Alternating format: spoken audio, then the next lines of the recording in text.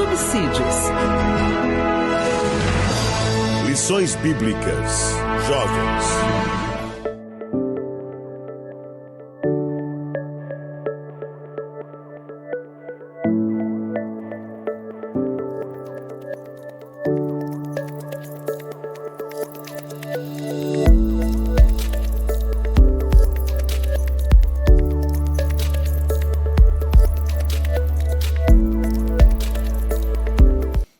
A paz do Senhor, meus queridos irmãos, seja muito bem-vindo a mais uma aula de subsídios para professores da Escola Bíblica Dominical dos Jovens.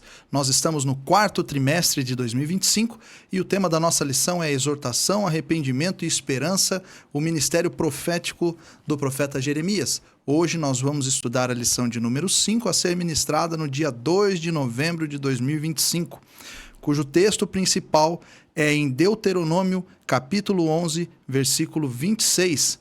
Eis que hoje ponho diante de vós a bênção e a maldição. A bênção, quando ouvirdes os mandamentos do Senhor, vosso Deus, que hoje vos mando. O resumo da lição: o cerco babilônico contra Jerusalém foi o resultado da desobediência e rebeldia do povo contra o Senhor. Na lição de hoje, nós estudaremos o início do cerco de Jerusalém. O histórico que nós estivemos estudando até o momento foi as profecias do profeta para a prevenção, para conserto, para justificar o caminho e voltar a direção do justo ao Senhor. Mas, infelizmente, o povo, como bem sabemos, não ouviu e nós iremos estudar como foi o início do cerco em Jerusalém. Nós estaremos aqui hoje estudando com o professor cooperador irmão Rainan. Amém. Pai do Senhor Jesus, a todos, nosso irmão Nicolas, presbítero GDI, todos os professores que nos acompanham, que Deus em Cristo possa nos abençoar com sabedoria, para que nós possamos estudar essa lição e ter um bom aproveitamento acerca da palavra de Deus. Amém. E também conosco está aqui o presbítero irmão Gedeir. Amém. A paz do Senhor, meus irmãos, cooperador Nicolas, irmão Rainan, Deus abençoe vocês pela cooperação, que Deus se faça presente em nosso meio, nos capacite, nos dê inteligência e sabedoria dos céus, para que a gente possa direcionar essa aula, esse subsídio aos irmãos que vão lecioná-las posteriormente. E agora partiremos para a leitura do texto bíblico, texto que pautará a nossa lição de hoje, que está em Jeremias, no seu capítulo 21, do versículo do 1 ao 14, o qual será lido pelo cooperador irmão Rainan. A palavra que veio a Jeremias da parte do Senhor, quando o rei Zedequias lhe enviou a Pazur, filho de Malquias, e a Sofonias, filho de Maacéias, o sacerdote, dizendo: pergunta agora por nós ao Senhor, por que Nabucodonosor, rei de Babilônia, guerreia contra nós? Bem pode ser que o Senhor trate conosco segundo todas as suas maravilhas, e o faça retirar-se de nós. Então Jeremias lhes disse: assim direis a Zedequias, assim diz o Senhor, Deus de Israel: eis que virarei contra vós as armas de guerra que estão nas vossas mãos, com que vós pelejais contra o rei de Babilônia, e contra os caldeus que vos têm cercado de fora dos muros, e ajuntá-los-ei no meio desta cidade. E eu pelejarei contra vós com mão estendida e com braço forte, e com ira, e com indignação e com grande furor.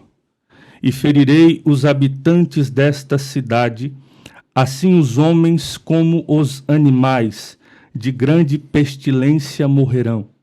E depois disto, diz o Senhor, entregarei Zedequias, rei de Judá, a seus servos, e o povo, e os que desta cidade restarem da pestilência e da espada e da fome, na mão de Nabucodonosor, rei de Babilônia, e na mão de seus inimigos, e na mão dos que buscam a sua vida, e feri-los-á a fio da espada, não os poupará, nem se compadecerá, nem terá misericórdia. E este povo dirás: assim diz o Senhor, eis que ponho diante de vós o caminho da vida e o caminho da morte. E o que ficar nesta cidade há de morrer à espada, ou de fome, ou de pestilência.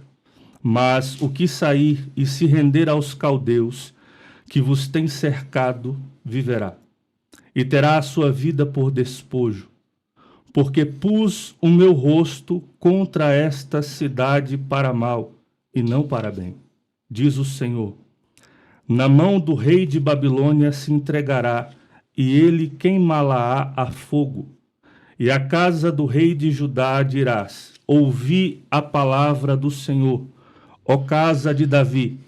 Assim diz o Senhor: julgai pela manhã justamente, e livrai-o espoliado da mão do opressor, para que não saia o meu furor como fogo e se acenda, sem que haja quem o apague por causa da maldade de vossas ações. Eis que eu sou contra ti, ó moradores do vale, ó rocha da campina, diz o Senhor. Contra vós que dizeis: quem descerá contra nós? Ou quem entrará nas nossas moradas? Eu vos castigarei, segundo o fruto das vossas ações, diz o Senhor. E acenderei o fogo no seu bosque, que consumirá tudo o que está em redor dela. Amém. Uma leitura, como sempre, muito intensa. E vamos aqui já partir para a introdução da nossa lição. Na lição deste domingo, veremos que tudo aquilo que Jeremias anunciou ao longo de seu ministério acerca do juízo de Deus estava acontecendo e prestes a alcançar o seu ponto mais crítico, a invasão e o cativeiro na Babilônia. Quando nós tratamos da lição, já partindo para o tópico 1, conhecendo a história, vemos que o profeta Jeremias ele tem um comportamento, o livro como um todo, ele tem um comportamento que nós, ao analisarmos, entendemos que Deus traz a mensagem é recebida pelo profeta e é levada às nações, é levada a ajudar aquele povo o qual Deus queria levar aquela mensagem. Mas o que acontece nesse momento, que nós vemos uma alteração desse padrão, é que quando acontece tudo aquilo que o profeta havia predito pela palavra que veio do Senhor, o rei Zedequias, ele toma uma mudança de comportamento. Já não é mais Deus que vai atrás através do profeta, mas o rei que vai atrás do profeta para ouvir da voz de Deus.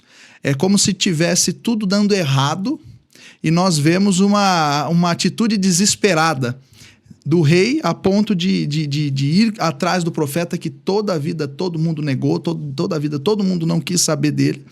E no fim das contas, nós vemos que o início da história se tem por isso, que Zedequias foi um rei que enviou seus emissários ao profeta na intenção de encontrar uma solução para aquele cerco, uma solução para aquele perigo, para aquela destruição iminente, mas a intenção do seu coração não era verdadeiramente buscar a Deus. A intenção do seu coração não era realmente livrar o povo pelo caminho correto, que seria voltar-se novamente aos pés do Senhor. Mas era simplesmente uma intenção política de se livrar, né? Por mais que a roupagem dessa atitude fosse boa, nós entendemos já no início dessa história que o cerco de Jerusalém ele foi uma consequência de muito tempo de ações e negligências que o povo de Deus foi vivendo. E até o último momento onde eles poderiam se voltar em favor a Deus, ainda assim as intenções não eram puras e verdadeiras. E por isso é importante conhecer na introdução desse tópico, nós conhecermos a história, a importância de conhecermos a real intenção daquilo que vem acontecendo. Hoje nós faremos uma mudança da dinâmica. Quem apresentará o subtópico 1 é o presbítero Gedeir, e pode já introduzir aí o subtópico 1, né, as informações históricas, já levando a partir desse pressuposto de que a história ela tem uma importância tremenda no conhecimento não só dos fatos que ocorreram, mas entender o comportamento das pessoas que viveram naquele momento para que seja aplicado em nossa vida. Um histórico de negligência, de abandono, de apostasia, que levou a um resultado devastador, né? Mas pelas próprias mãos deles mesmos, que abandonaram o caminho que Deus havia lhes mostrado. Então, pode iniciar as informações históricas, subtópico de número 1. Bem, é base de todo estudo bíblico, antes de nós tomarmos qualquer decisão em relação à interpretação textual, nós entendemos a história que está por detrás daquele texto, né? O ponto em que ele trabalha historicamente falando. E nesse caso, é aconselhável você, professor, trabalhar os textos bíblicos que descrevem as informações do povo naquela época, né? Então fica aqui já o apontamento. Quando vocês forem lendo o texto, quando vocês forem lendo a revista, as referências que vão se dar no livro de 2 Crônicas, no livro de 2 Reis, nós também teremos apontamentos no livro de Daniel, nós teremos apontamentos no livro de Ezequiel e, obviamente, no livro de Jeremias.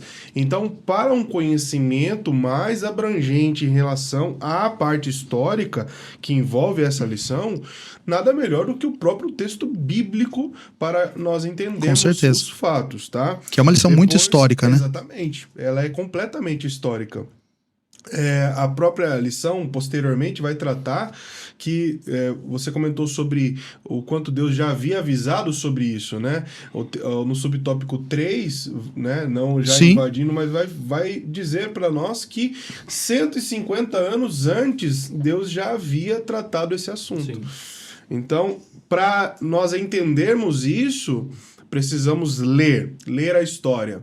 E isso fica como dica para o professor e também para o aluno.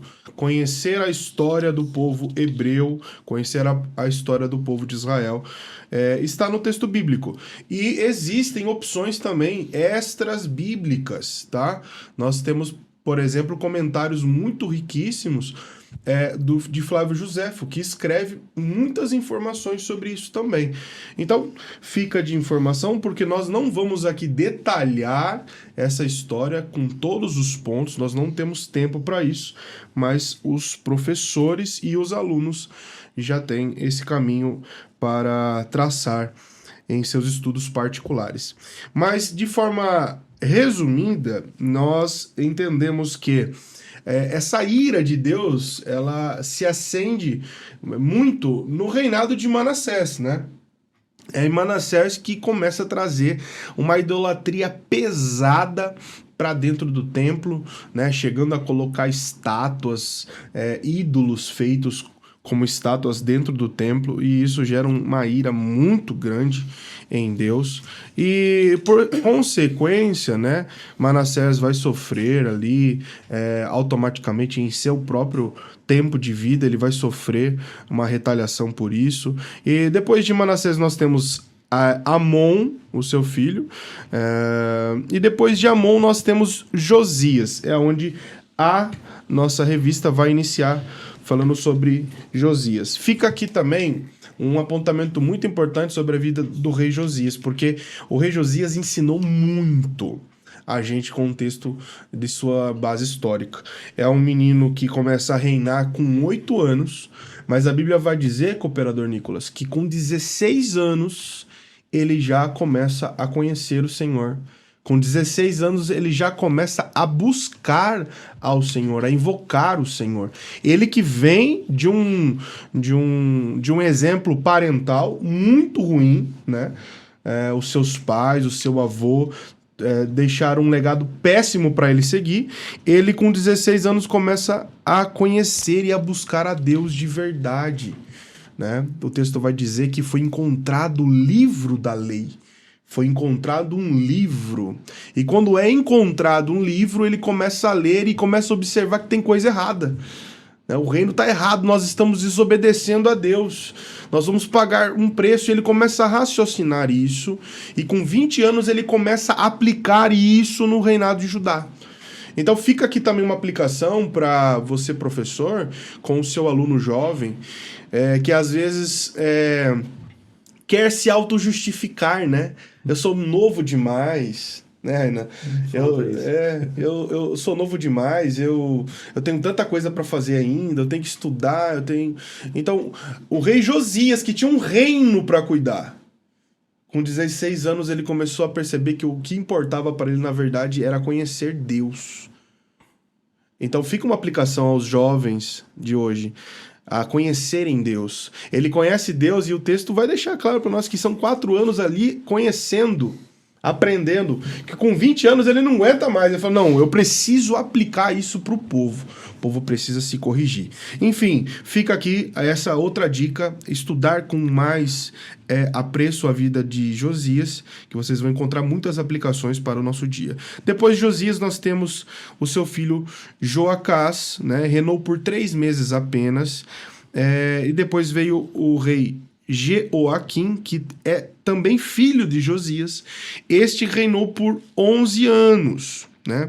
E aí nós vamos ver, por consequência, aqui no subtópico 2, que é nesse tempo que nós vamos ter a primeira invasão, né, da Babilônia, e por consequência Joaquim assume o seu lugar, e por final Zedequias. E aí o irmão Nicolas pode estar dando continuidade nesse ponto histórico aos irmãos. Partindo então para o subtópico 2, só fazendo mais um adendo, eu achei muito interessante que se nós aplicarmos isso para hoje mesmo, né, a forma como a leitura da Bíblia nos faz conhecer Deus e torna supérfluas as coisas que estão à nossa volta. Parece que a nossa experiência com Deus se torna tão intensa que até para um rei o reinado é segundo plano. Peraí, eu preciso consertar isso aqui primeiro para depois voltar a pensar no que eu estou vivendo, no meu reino e tudo mais. Então, o que Deus ele traz para nós é algo incrível de se aplicar. De fato, e essa é uma das grandes importâncias do porquê o conhecimento histórico ele traz um ganho tremendo para a nossa vida. Porque o conhecimento histórico ele nos faz ver o que nós podemos aplicar hoje do que já foi vivido lá atrás, né? E partindo aqui para o subtópico de número 2, as 2 primeiras invasões. Temos por começo a invasão da Babilônia a Jerusalém, e é importante que nós conheçamos um pouquinho do contexto histórico, mundial, geopolítico da época, na qual haviam disputas por territórios, reinados ali eram disputados, e o reino de Judá, ele era um reino suzerano, era um reino vassalo de um reino suzerano, um reino egípcio, na qual houveram guerras travadas contra o Império Egípcio, e Judá não prevaleceu neste momento, nesta queda, nesta subordinação que Judá teve ao Império Egípcio. Foi colocado como rei Jeoacás, ali no contexto de 2ª Crônica, capítulo 36, versículo do 1 ao 5.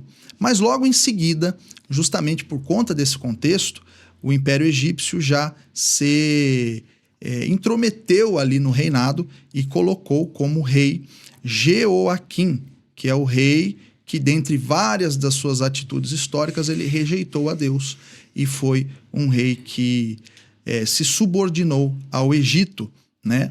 A segunda invasão acontece no contexto.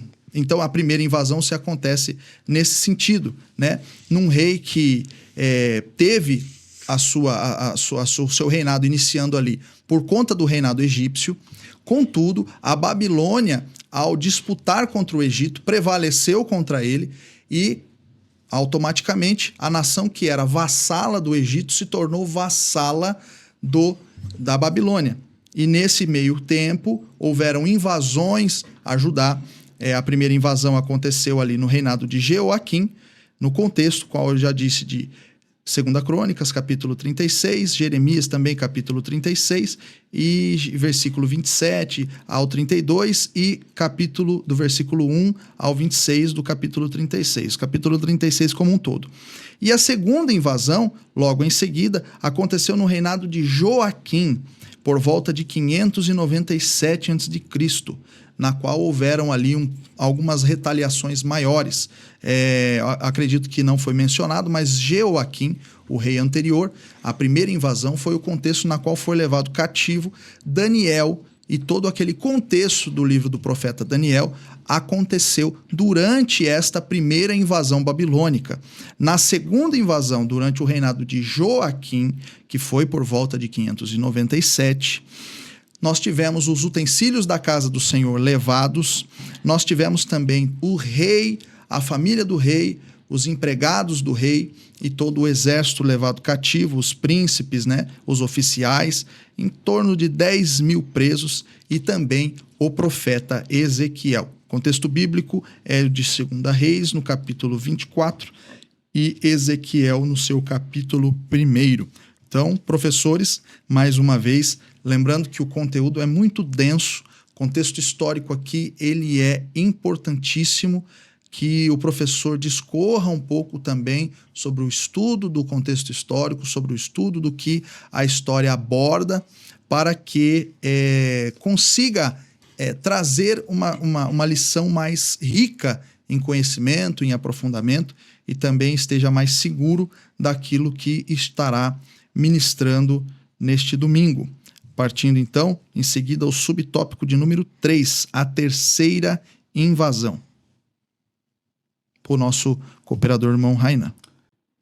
Quando nós entramos no subtópico 3, aliás, nós temos nesse primeiro tópico um conteúdo muito denso, do ponto de vista histórico, E nós, enquanto professores, precisamos ter a ciência de que precisamos diluir isso e sentir a nossa classe para conseguir trazer aplicações que sejam práticas para a vida do jovem. Então, tudo isso a gente, como o professor Nicolas bem citou, nós fazemos através do estudo e do conhecimento desse contexto histórico. No caso, quando Zedequias ele assume, através da ordem de Nabucodonosor, a gente vai encontrar no segundo livro de Crônicas que ele foi um rei, assim como os outros, que ele acabou entrando por este caminho da rebeldia. Só que aqui, Zedequias, ele quebra alguns padrões. Enquanto esses reinados citados anteriormente são mais curtos, o reinado de Zedequias tem a duração de 11 anos. E outro padrão que ele acaba quebrando é justamente quando ele é introduzido aqui no capítulo 21, na leitura bíblica onde nós lemos, aonde ele envia um mensageiro a Jeremias. Nosso professor Nicolas bem citou no início que aquilo que era comum, o que era comum? O profeta Jeremias ia até lá e levar a profecia ou a palavra de Deus, e durante muito tempo foi recusado, rejeitado. Só que nós chegamos em um ponto crucial, aonde Zedequias começa a entrar em desespero e envia um mensageiro até ele. Eu quero citar este ponto porque, olhando para Zedequias, nós conseguimos entender o nível espiritual baixo que estava esse rei, essa liderança. Porque a pergunta de Zedequias é até engraçada. Versículo 2. Pergunta agora por nós ao Senhor, por que Nabucodonosor, rei de Babilônia, guerreia contra nós? E a resposta de Deus para isso, e se vocês me permitem parafrasear, versículo 5, olha, não é Nabucodonosor, sou eu que estou pelejando contra vocês. Aqui é importante frisar e aplicar na vida do jovem que quando nós saímos daquilo que é a centralidade da vontade de Deus, nós entramos por um caminho de cegueira espiritual, aonde nós não conseguimos enxergar o propósito de Deus ou a vontade soberana de Deus em suas atitudes para conosco. Então, Deus está dizendo através do profeta: olha, Zedequias, quem está pelejando e quem está com a mão estendida com ira sou eu. E nós vemos isso, e vamos nos aprofundar mais no tópico 2, essa questão do arrependimento. Porque por muitas vezes, como é citado até na lição, há 150 anos antes do reinado de Zedequias, já haviam profecias acerca disso. Entretanto, com todas as mensagens de arrependimento, o povo escolheu permanecer com o seu coração duro. E é aqui que entra um ponto que nós precisamos frisar muito com a nossa juventude, que é justamente a questão de entendermos aquilo que é espiritual, termos uma vida pautada, centralizada na vontade de Deus. Porque, senão, qualquer decisão que nós tomarmos são decisões que estão fora da visão de Deus para a nossa vida. E, se você quiser anotar essa referência, Isaías 48, versículo 10 e 11, vai nos dizer assim: eis que já te purifiquei, mas não como a prata, escolhi-te na fornalha da aflição, por amor de mim. Por amor de mim o farei, porque como seria profanado o meu nome, e a minha glória não darei a outro. Então, a grande questão aqui que nós podemos resumir esse primeiro tópico são lideranças ou reinados, homens e todo esse povo que não estava de acordo com a visão de Deus. Mas Deus, através da sua ira, ele está conduzindo aquilo que nós iremos entrar no tópico 2, ao arrependimento. Porque Deus, como eu citei no versículo de Isaías 48, 10 e 11, está conduzindo um povo a um refinamento espiritual. Glória a Deus. Esse tópico 1, então, a todos os professores, tratamos de um contexto histórico. No contexto de aplicação pessoal, acredito que a aplicação do rei Zedequias, daquilo que humanamente ele viveu com Deus, o que nós temos a intenção não verdadeira do seu coração em buscar a face do Senhor, não entendendo que aquilo era proporcionado pelo próprio Deus para a vida dele, a frieza espiritual do povo e todo o contexto que nós já temos visto das lições anteriores. Eu acredito que pode ser um ponto a se importar um pouquinho a fundo quando se estiver aplicando essa lição para os alunos de fato, que venham entender a prática de tudo aquilo que nós venhamos a estudar. O contexto histórico é muito importante, contudo, a aplicação prática ela completa a história e nos faz entender o objetivo da qual o comentarista nos traz essa lição, que é trazer resultados práticos de Deus para a vida do crente, da vida do aluno que está ali naquela escola bíblica. E agora, partindo para o tópico 2, nós vamos trabalhar o início do cerco e as suas causas. E venhamos a nos questionar na introdução desse tópico o porquê o homem não consegue justificar os seus caminhos. Porque nós sempre buscamos, mas somos incompletos. Por que será que há uma extrema e estranha dificuldade em optar honrar a Deus, escolher as coisas dos céus, escolher as coisas de Deus em detrimento daquilo que é humano? Introduzindo esse tópico, nós entendemos que quando nós lemos o Antigo Testamento como um todo, partindo ali de Êxodo, da fuga do Egito, nós vemos a instituição do tabernáculo, nós vemos a separação das tribos, tudo é Deus sempre trazendo o povo para perto e o povo mais uma vez se afastando, o povo mais uma vez se perdendo, mais uma vez levando a vida para o seu caminho mais incorreto possível, que seria distante do Senhor. E qual é essa dificuldade? Qual é esse problema? De onde vem essa estranheza, né? Aqui nós introduzimos esse tópico, levantando esse questionamento. Professor, levante esse questionamento para os seus alunos, ouça o que eles vão dizer, ouça as respostas. Isso pode trazer até um momento de dinâmica para a sua aula, né? Mas é uma condição natural do ser humano, na qual, sem Deus, nós não conseguimos buscar a Deus. Sem o intermédio do próprio Deus, nós não conseguiríamos estar com Ele. Mas, se Deus nos dá a alternativa e mesmo assim escolhemos estar distantes, aí a responsabilidade é 100% nossa. Por isso, Deus nos deu o seu Filho amado para que possamos buscar a salvação por meio dele. Porque por nós mesmos já estaríamos condenados em nossos delitos e pecados. A palavra de Deus fala que não há um justo sequer.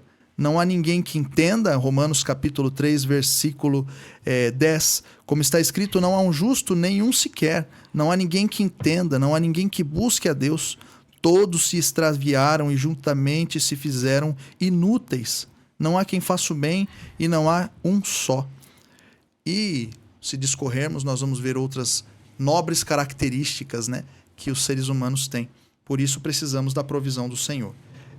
Essa é a introdução do nosso tópico, que seguirá o presbítero irmão Gedeir. Bem, nós aprendemos na última lição sobre a soberania de Deus. E quando nós tratamos esse assunto, ficou muito bem claro que Deus ele estava no controle absoluto de tudo.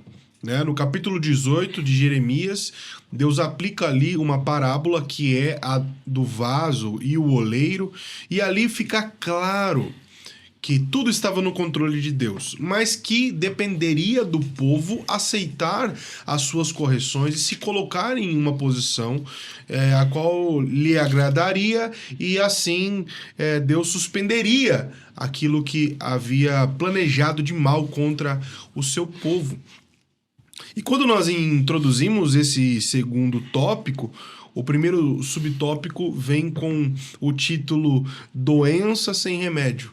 E o comentário aqui do pastor Elias Torralbo, ele é muito profundo para nós, porque ele vai dizer que aquele povo ouviu a palavra de Deus, mas eles não foram convencidos. Isso é muito dolorido para nós que nos aprofundamos no texto e tentamos encontrar para as nossas vidas a aplicação do texto e a aplicação histórica para nós. Isso nos faz, pelo menos, pensar um pouco mais e temer que venhamos nos tornar pessoas que sempre têm medo de um dia ouvir a correção de Deus e não sentir nos corações o seu temor. O texto diz que as mensagens do profeta Jeremias eram de advertência, exortação, chamado ao arrependimento, mas elas não despertaram a consciência cauterizada daquele povo. Então, o que restava? Restava o castigo. Fica aqui um adendo que não só eles recusaram a palavra, mas eles também maltrataram os mensageiros. Isso fez o furor de Deus aumentar muito mais contra aquele povo. Elias Torralbo comenta que o povo não só rejeitou a mensagem dos profetas, mas também os maltratou ao ponto de não haver remédio para tal situação. Olha o que diz o texto de 2 Crônicas 36, versículo de número 15 e 16. Diz que: "E o Senhor, Deus de seus pais, lhes enviou a sua palavra pelos seus mensageiros, madrugando e enviando-lhes." O que significaria madrugando? Ou seja, colocou ele em situações de extrema importância. Madrugando e enviando-lhes significa que eles passaram por grande dificuldade para chegar a executar o ministério que Deus havia proposto a eles. Enviado eles para executar o tal ministério. Ou seja, eles se compadeceram, eles se esforçaram. Isso faz com que o furor de Deus se aumente contra aquele povo, porque ele selecionou pessoas que se esforçaram para falar, se esforçaram para pregar. E olha, fica aqui uma aplicação. Você vê seu pastor se esforçando, você vê o seu líder se esforçando, você vê aqueles que estão incumbidos de trazer a palavra se esforçando. E muitas das vezes, na hora da mensagem, nós estamos preocupados com outras coisas. Nós estamos preocupados com o WhatsApp, nós estamos preocupados com o que vai acontecer depois do culto. É Deus falando com você e pode ser que você não está dando ouvido. Olha o versículo 16. Porém, zombaram dos mensageiros de Deus e desprezaram as suas palavras e escarneceram dos seus profetas até que o furor de Deus subiu tanto contra o seu povo que mais nenhum remédio houve. Então é isso. A doença que não tem cura. A incredulidade. Precisamos nos atentar a esse ponto, porque Jesus, ele no capítulo de número 23 de Mateus e versículo 37, eu citei isso em uma das lições passadas. Jesus disse assim: Jerusalém, Jerusalém, que mata os profetas e apedreja os que te são enviados. Quantas vezes quis eu ajuntar os teus filhos, como a galinha ajunta os seus pintos debaixo das asas, e tu não quisestes. Precisamos ficar atentos para que não venhamos nos acometer dessa doença sem cura, a incredulidade. E, na verdade, uma doença oculta, né? Porque no intrínseco do coração do indivíduo, ela habita e nós não conseguimos discernir o resultado, senão na prática. No observar, no dia a dia. O subtópico 2 vai trazer exatamente isso. Boas ações, más intenções. Né? São coisas que vivemos na prática, mas dentro do nosso coração nós não praticamos, nós não acreditamos naquilo que de fato estamos fazendo. Deus fala para o seu povo ali iniciando: eu sou o Senhor, esquadrinho o coração e eu provo os pensamentos, e isso para dar a cada um segundo os seus caminhos e segundo o fruto das suas ações. Jeremias capítulo 17 do versículo 10. Eu estava tentando achar aqui, eu sei que está na epístola de Paulo a Timóteo, mas eu não me lembro bem aonde. Mas pergunte para o seu aluno qual é o objetivo da fé. Qual é o fim da religião, o fim da fé, a fé verdadeira? O que é aquilo que demonstra se você é um verdadeiro cristão? Será que é o que você pratica? Será que é o que você fala, o que você estuda, a forma como você se comporta, né? Paulo dá um conselho a Timóteo e ele traz esse conselho dizendo que o que mais importa, o fim do mandamento, é a caridade de um coração puro, uma fé não fingida e o terceiro eu acabei me esquecendo. Mas eu vou encontrar esse versículo e logo nós conversamos sobre ele. Mas o Deus que nós servimos, ele busca a realidade das nossas intenções. Zedequias, quando consulta ao Senhor, consulta ao profeta Jeremias e ele tenta induzir Jeremias a trazer aquilo que ele quer, né? Porque por uma razão de desespero, por um momento de desespero, vendo o cerco se instalado, o seu império sendo praticamente destruído ali, o que será que Deus pode fazer por mim? Por diversas vezes consultou o profeta Jeremias, mas a resposta era sempre a mesma. Quando as coisas estavam boas, Zedequias quis ouvir os profetas que agradavam aos seus ouvidos e não a mensagem do Senhor. Mas quando as coisas aconteceram conforme o que o Senhor havia dito, ele agiu por hipocrisia. Buscou socorro no Senhor, mas ali já era tarde, porque mesmo assim ele não quis ouvir. Ainda no último momento, Zedequias consultando o profeta Jeremias, Jeremias dá uma alternativa, entrega a cidade para a Babilônia, entrega para o rei Nabucodonosor. Ele está no cerco, mas ele resistiu até o fim e até o último momento, ele não seguiu a palavra do Senhor. As intenções dele eram boas. Eu vou consultar o profeta do Senhor. Mas o seu coração, naquilo que ele fez no íntimo, na intenção do seu coração, não havia verdade. Né? Os companheiros encontraram aí o versículo. Eu acredito que o texto que você esteja se tratando está no capítulo 1 da segunda carta a Timóteo, versículo de número 4, né? Em diante, quando Paulo faz uma introdução a Timóteo, ele diz: desejando muito ver-te, lembrando de tuas lágrimas para me encher de gozo, trazendo à memória a fé não fingida que há em ti, né? É isso? Esse aí ele menciona a fé. E depois ele faz a aplicação, que eu acredito que você queira fazer, no versículo 6.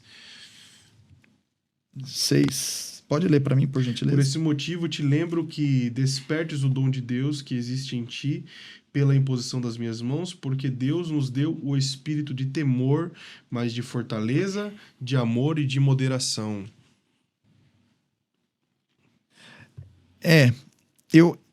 Essa parte menciona muito bem essa situação, mas ainda existe um outro versículo que cita exatamente dessa forma. O fim do mandamento. Alguma coisa específica em relação a isso. Mas o que eu quis trazer, e isso também, esse versículo também traz muito bem a isso, é a situação de que o Senhor Deus se importa com o que está, na verdade, intimamente ligado ao nosso coração, na verdade daquilo que praticamos, na verdade do que Zedequias fez, na verdade do que o profeta Jeremias tinha a falar, na verdade do que eu e você temos a oferecer ao Senhor. E é aquilo que nós podemos levar como verdade que prospera no reino do Senhor. Não adianta nós vivermos uma vida religiosa, mas no fundo o nosso coração não serve a Deus naquilo que nós cremos. Pode ver que às vezes nós sentimos que temos que conquistar as coisas pelas nossas próprias mãos. Mas o Senhor Deus, ele deixa claro que tudo precede a sua vontade. Quando nós estamos na vontade do Senhor, nós devemos entregar os nossos caminhos. Exato. E ouvir o que Deus nos orienta e aonde Deus nos manda. E se levarmos uma vida hipócrita, falsa, e não colocarmos no caminho do Senhor a verdade em nosso coração, nós caímos no erro de andarmos dessa forma. Trilharmos os caminhos da nossa vida por nós mesmos, não consultarmos ao Senhor. Esse é o grande risco que a religiosidade nos traz, mas também uma vida de hipocrisia, uma vida de idolatria, uma vida que não serve ao Senhor.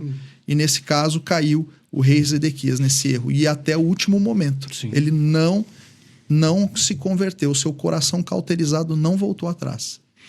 Interessante, cooperador, que nós estamos tratando sobre boa ação, mas más intenções. Sim. Né? Ou seja, é a exposição de algo fingido. Engraçado, irmão Nicolas, que o texto em que eu li está em 2 Timóteo, capítulo 1, verso 5. Verso 5. Que fala sobre a fé fingida que não havia em Timóteo. O texto que você queria achar está na primeira epístola, capítulo 1, versículo também 5. verso 5. Encontrei também aqui. E fala exatamente isso. Isso, pode ler. O fim do mandamento é o amor de um coração puro e de uma boa consciência e de uma fé não fingida. Então, o fim do mandamento seria o objetivo disso. O objetivo. A fé como um todo.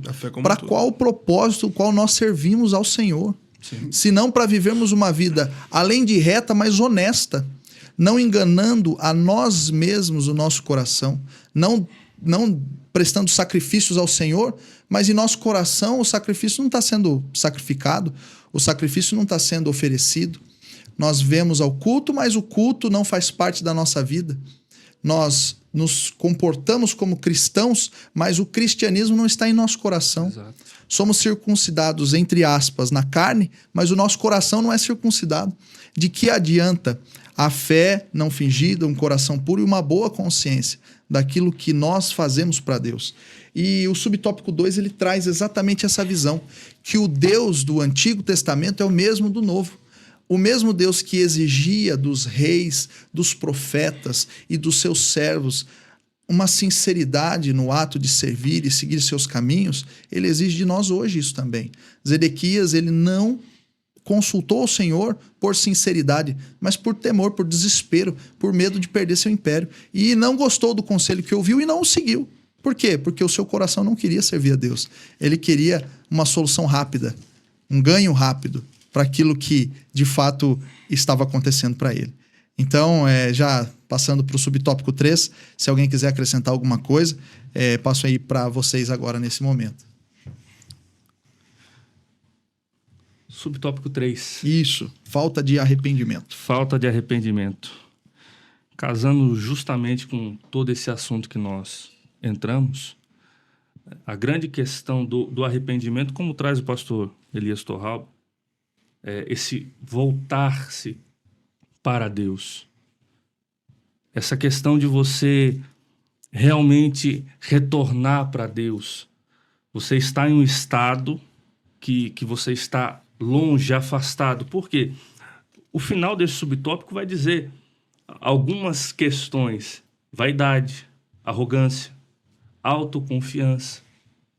Tudo aquilo que infla o nosso ego, tudo aquilo que nos faz distantes do verdadeiro propósito que Deus tem para nós, que é justamente se despir deste ego e viver aquilo que é a vontade de Deus, como nós estávamos conversando.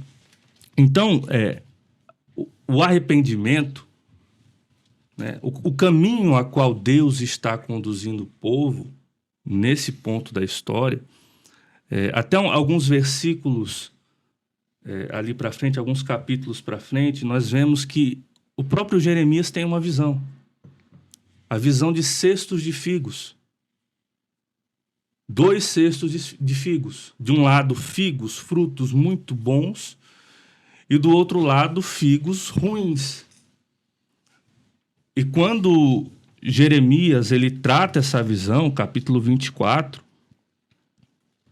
ele vai dizer assim, no versículo 5, como a estes bons figos, assim também conhecerei aos de Judá. Então Deus está, dentro de toda a sua soberania, guiando o povo, a ponto de, como eu já disse no subtópico, no terceiro subtópico do primeiro tópico, a ponto de conduzir o povo a um refinamento espiritual. Então Deus está trabalhando através desse caminho para conhecer, olha, quem de fato é um fruto bom e quem de fato não é. Então as provações de Deus, elas nos conduzem a isso. Elas revelam aquilo que está realmente dentro do nosso coração. Elas revelam aonde estamos semeando o nosso tempo. Elas revelam aonde estamos investindo aquilo que nós temos de precioso. Se nós semearmos na carne nós vamos colher. Se nós semearmos no Espírito, iremos frutificar através do Espírito. Então são questões que nós precisamos nos atentar, e principalmente ao jovem, trazer essa questão ao jovem, a questão do arrependimento verdadeiro, a questão de não viver uma vida de aparência, porque eu acho muito interessante, quando eu era bem mais adolescente, alguém falou assim para mim, olha, você pode esconder os seus erros de todo mundo, mas os olhos de Deus sempre vão estar lá. E durante algum tempo aquilo até me amedrontava, mas começou a gerar um temor no meu coração, porque justamente esses ensinamentos que nós temos o cuidado de destrinchar para os jovens são esses ensinamentos práticos para a vida espiritual deles. Que é justamente essa questão, olha, Provérbios 28, 13, se alguém puder ler para mim, por gentileza, Provérbios 28, 13,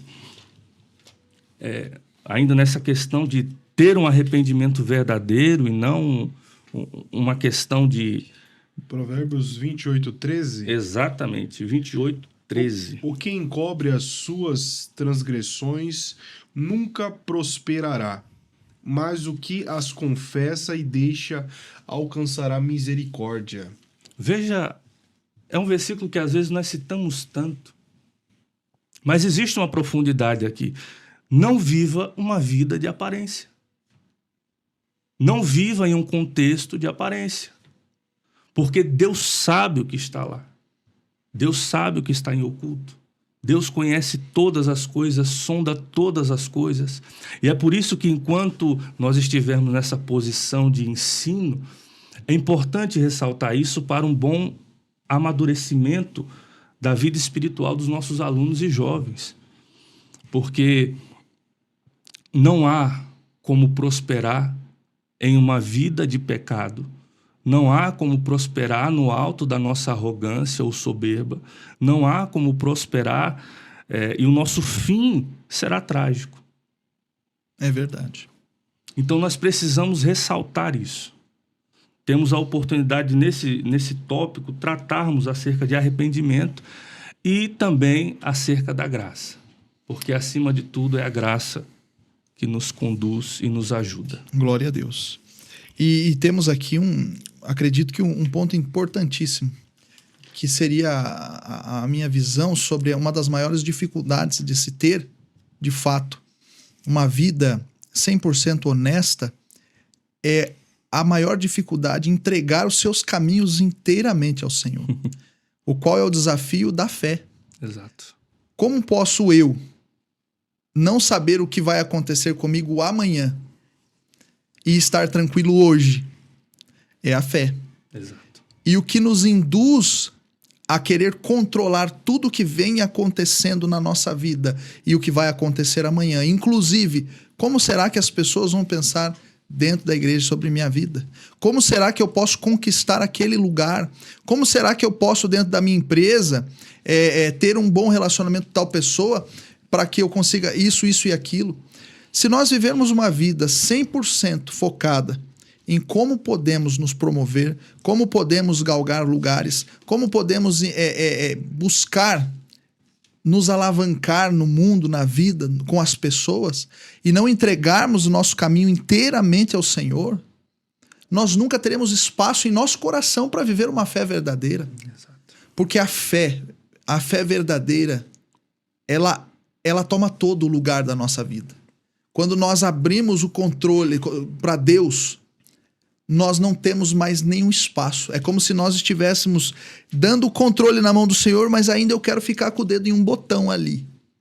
Não tem espaço.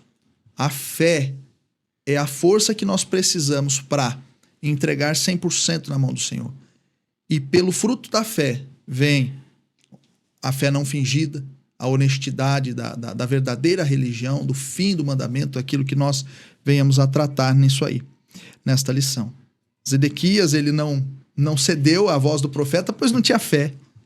Como é que eu vou deixar a Babilônia invadir? Né? Como que eu vou deixar as coisas acontecerem? Não, Exato. Eu tenho que estar no controle, eu sou o rei. Exato.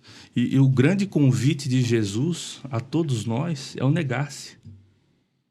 O grande convite de Jesus é o A anular-se. abnegação. Exato, até porque ele é o maior exemplo disso. Negou-se a si mesmo, não se importando com nada referente ao poder que havia em suas mãos. Aí o Pai vem e eleva ele à posição mais elevada, o nome acima de todo nome, para que todo joelho se dobre e toda língua confesse. Então ele é o maior exemplo desse negar-se. E é o dom gratuito, ainda acima de tudo. É isso que é mais impressionante ainda. É graça. Sim. É a graça pela qual nós vivemos e ainda assim não entendemos completamente. É uma lição tremenda. Glória Uma lição a Deus. tremenda. Há a sua dificuldade em compreensão Sim. pelo contexto histórico, mas é uma lição tremenda. Uma aplicação maravilhosa.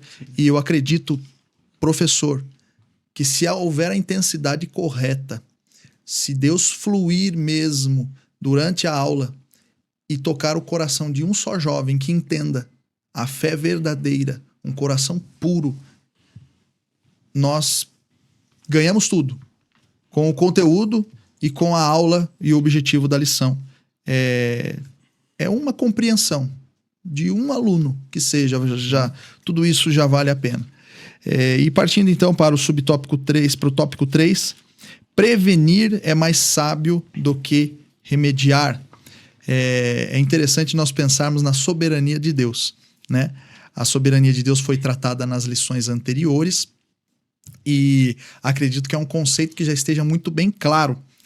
Mas é interessante pensarmos que um Deus que é soberano ainda assim dispõe de, vamos dizer assim, um tempo para compartilhar os seus planos com o homem. Tudo que ele faz questão de comunicar, de compartilhar e de avisar. A Bíblia fala aqui em Amós, no capítulo 3, versículo 7, sobre a comunicação de Deus. Que Deus ele sempre executa os propósitos, mas ele compartilha. Se algum de vocês puder abrir para mim, por gentileza, em Amós. Eu tinha anotado, inclusive. Anotou também? Que benção. Tratar esse texto. Exato. Deus. Amós 3,7. Certamente o Senhor Deus não fará coisa alguma sem primeiro revelar o seu segredo aos seus servos, os profetas. Olha que bênção. É uma citação bíblica que faz uma composição da natureza de Deus, que Deus quer se aproximar de nós. Deus poderia fazer os seus desígnios, os seus planos, sem sequer nos comunicar. Exato. Mas ainda assim, por gentileza, leia novamente. Certamente o Senhor Deus não fará coisa alguma sem primeiro revelar o seu segredo aos seus servos, os profetas. Então, acredito que esse versículo seja o ponto-chave do início desse terceiro tópico e o caminhar para o encerramento da lição. Deus soberano mostra que, por parte da sua natureza, quer se aproximar do homem e certamente não fará nada sem antes revelar os seus planos, seus desígnios a seus profetas. Ou seja, ele quer participar conosco. Ele quer que nós participemos com ele, na verdade. Ele quer nos trazer para perto, né? E partindo então para o tópico 1, né? Uma triste realidade com o presbítero irmão Gedeir. Então, quando nós vamos para o subtópico 1 do tópico 3, nós começamos a entender melhor o capítulo de número 21 de Jeremias. O texto aqui vai mostrar que Zedequias envia um mensageiro, né? O texto é do versículo de número 1, que diz que a palavra que veio a Jeremias da parte do Senhor, quando o rei Zedequias lhe enviou a Pazur, filho de Malquias, e a Sofonias, filho de Mazeías, o sacerdote, dizendo. E aqui, o que acontece? Nós temos um ponto muito importante para tratar aqui. Aquele que foi sempre enviado para falar com Zedequias, que foi Jeremias, né? Agora está numa posição e ele é quem recebe um enviado. O tempo todo, Deus usando Jeremias para falar com os reis, para tratar sobre isso com os reis, isso desde o rei Josias. E o tempo todo Deus manifesta, como nós já lemos aqui, né, madrugando. Esses homens se esforçaram, Jeremias se esforçou, né? Nós vamos ler que Jeremias ele entrou num estado muito difícil, particularmente falando dele com Deus, ao ponto dele dizer que ele se iludiu, né? Porque ele estava sendo maltratado, estava sendo xingado, estava sendo ofendido, foi preso porque ele estava executando o que Deus havia colocado para ele. Porém, não deram ouvidos. Agora, no capítulo 21, o que acontece? Né? Como diz o ditado popular, caiu a ficha de Zedequias. E Zedequias começou a perceber que tem algo errado. É muito interessante isso, por quê? Qual que é a aplicação mais simples desse texto? É para o crente que só lembra de Deus quando ele vê o problema batendo na porta da casa dele. Nós não podemos ser esse tipo de crentes que só lembram de Deus quando vê o problema. Quando nós ouvimos uma advertência no Novo Testamento aos crentes a fugir da aparência do mal, é muito bem dito, né? Não é fugir do mal, né, Renan? É da aparência. Então não adianta você esperar o problema chegar para você tentar recorrer a informações, quando na verdade Deus pode estar falando com você há muito tempo. Então fica uma aplicação a nós aqui. Fica uma aplicação a você ouvinte, a você professor, que vai passar aos seus alunos. Aqui, Zedequias entendeu que tinha alguma coisa errada. E a pergunta dele, a gente pode entender que ela tem dois tons. Ou a gente pode, né, ter essa liberdade hermenêutica aqui. Um é de uma resposta. Você tá de brincadeira, né, Zedequias? Você quer saber por que o rei da Babilônia tá vindo atrás de você? Mas quantas vezes Jeremias pregou isso? Quantas vezes eu falei sobre isso? Né? Esse seria o primeiro tom. E o segundo tom, que seria a gente entendendo, e a gente até consegue aplicar isso nos dias de hoje, nunca foi ouvida a palavra de Jeremias. Ele realmente não sabia por que o rei da Babilônia estava entrando, né, estava vindo contra ele, porque ele nunca ouviu, nunca prestou atenção na palavra que vinha de Jeremias. Então, a gente precisa ter seriedade com a palavra de Deus. Quando Deus fala conosco, ele nos fala para ser entendido. Amém? Amém. E partindo para o subtópico 2, aprendendo com a história.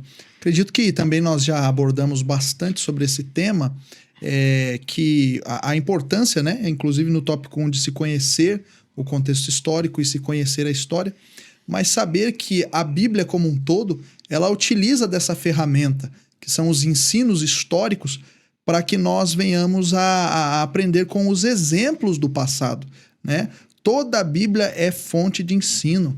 Sendo assim, olhar para a história é uma das formas de corrigir os erros. Se nós lermos a Bíblia somente como um livro histórico, ela não pode ser aplicada. Mas quando olhamos para a Bíblia como a palavra de Deus, não é apenas história, mas também um ensino para a vida. Porque o que Deus falou no passado é o mesmo que Deus nos fala hoje. O Deus é o mesmo, ele não muda. E aquilo que agrada a ele continua sendo a mesma coisa. Aquilo que prospera o caminho do justo continua sendo o mesmo. Os conselhos que Salomão deu ali no livro de Provérbios continuam sendo conselhos para a sabedoria. As atitudes do rei Zedequias, quanto à falsidade da sua fé, quanto à negligência em não ouvir o que o profeta havia falado por diversas e diversas vezes, ou a apostasia do povo que toda hora, vamos voltar ao exemplo do deserto, abandonava o deserto, perdia sua fé, via eventos sobrenaturais acontecendo, mas ainda assim perdia a sua fé. Então, o exemplo da desobediência de Adão, da não perseverança naquilo que o Senhor havia falado. Então, são eventos que nós reputamos não somente como históricos, mas como coisas, como histórias que vêm a acrescentar nas nossas vidas cristã de hoje, nossa vida cristã de hoje. Então, o subtópico 2 traz essa visão, né? Jesus, ele usa o erro do passado como advertência para os seus discípulos. Nós temos aqui na revista, Lucas no capítulo 17, o versículo 32, se alguém puder abrir, né? Paulo também encoraja Timóteo a seguir os seus ensinamentos e a deixar os maus exemplos de lado. Não somente o passado, mas a história, ela serve como uma forma de nós analisarmos aonde nós estamos. Quando nós conhecemos bem o contexto histórico, nós entendemos até os ambientes que nós não devemos frequentar, porque historicamente aqueles ambientes são ruins. Ou historicamente a vida de uma pessoa que leva essas ações são X ou Y. Uma pessoa que se comporta dessa forma, vive dessa forma, historicamente é uma pessoa que vai ter um fim dessa determinada forma. Por gentileza, 17:32. Lembrai-vos da mulher de Ló. Pois é. Então, assim, acredito que para a gente já seguir o encerramento, o subtópico 2, aprendendo com a história, traz essa visão da Bíblia como um livro histórico, mas também como a palavra de Deus sendo viva e eficaz em nossas vidas, compreendendo a história, compreendendo o contexto, o passado, os exemplos que nós tivemos, né? E isso sendo aplicado em nossas vidas. Professor, traga essa visão embasando a palavra de Deus, né? Como um exemplo a ser vivido, um exemplo a ser seguido para as nossas vidas. Passando agora para o cooperador irmão Rainan, obras a serem lembradas. Como já mencionado pelo presbítero GDI, a posição de Zedequias foi justamente essa posição hipócrita, se pudermos colocar assim. E isso levou à consumação real da destruição de Jerusalém. E nós chegamos ao fim desta lição entendendo que Jerusalém foi destruída. O pastor Elias Torralbo, ele inicia esse subtópico 3 trazendo o livro de Lamentações. Este livro, que é um livro muito poético, um livro em até certos pontos pesado, mas são registros de um sobrevivente desta queda, da queda desta cidade. Jeremias cita em alguns pontos desse livro que a cidade agora se assenta solitária e nenhum dos seus amantes ou ídolos ou suas alianças políticas puderam ajudá-la. E agora ela padece com isso, mas no capítulo 3, versos 20, 21 e 22, ou melhor, 21 e 22, Lamentações 3, 21 e 22, disto me recordarei na minha mente, por isso esperarei. As misericórdias do Senhor são a causa de não sermos consumidos, porque as suas misericórdias não têm fim. E em contraste com toda essa destruição que nós podemos enxergar no contexto histórico, nós enxergamos aqui uma posição de esperança. E aqui nós devemos aplicar para o jovem o seguinte: nós devemos olhar para trás e não nos encontrar lá atrás, mas encontrar a Deus. Saber que Deus ainda é o Deus Criador, que Deus ainda é o Deus que escolhe um e deste um torna uma grande nação, que Deus ainda é Deus que tira o povo da Babilônia, que Deus ainda é Deus que abre o mar, que o nosso Deus ainda é o Deus que descendo à terra e fazendo-se homem morre numa cruz. E tudo isso vem a obra da graça para a nossa vida, para nos salvar, e disso nós nos recordaremos. Olhando para o passado e para o futuro e sabendo que as mãos poderosas de Deus estão nos guiando ao fim que Ele deseja, centralizados na vontade dEle. Nós precisamos ter isso gravado nas tábuas do nosso coração. As obras do Senhor, tudo aquilo que Ele é, o que Ele fez e o que Ele fará por nós. Essa é a nossa esperança em tempos de crise. Essa é a nossa esperança em tempos de desesperança. Olhar para um Deus que ainda está sentado no trono e estará por toda a eternidade. Glória a Deus. Que bênção. Uma lição, um resultado prático muito bonito, né? Inclusive evangelístico, se tivermos aí. Professor, o que vocês acharam dessa lição? Comente, deixe o seu comentário, deixe o seu gostei. Lembrando que todo comentário e todo like que você deixa nesse vídeo, você está dizendo para a plataforma que esse conteúdo é bom. E ele vai levar esse conteúdo para frente. Quero agradecer nesta noite a participação do cooperador irmão Rainan, cooperação do presbítero irmão Gedeir. Amém. Foi muito bom ter esse momento, esse estudo. Espero que acrescente na vida de todos os professores que acompanham os subsídios. E agradeço a você que esteve até aqui. Vamos concluir a nossa lição com a leitura da conclusão. O que vimos nesta lição serve como um alerta especial e prático à igreja atual. O povo de Deus é convocado a reconhecer e a preservar os seus valores bíblicos de tal forma a não desagradar a Deus. Isto é feito por meio de uma constante atitude de arrependimento e manutenção de uma vida cristã saudável, lembrando dos grandes feitos do Senhor e clamando por restauração quando necessário. E chegamos ao fim de mais uma aula, lição de número 5, um episódio de peso gravado para os irmãos. Agradeço você que esteve até aqui e até a próxima aula nesse mesmo local. Fiquem com Deus. Tchau, tchau.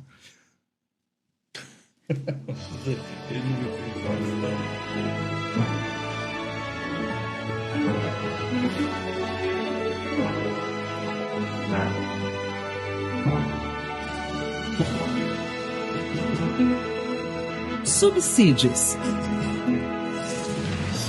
Lições Bíblicas. Jovens.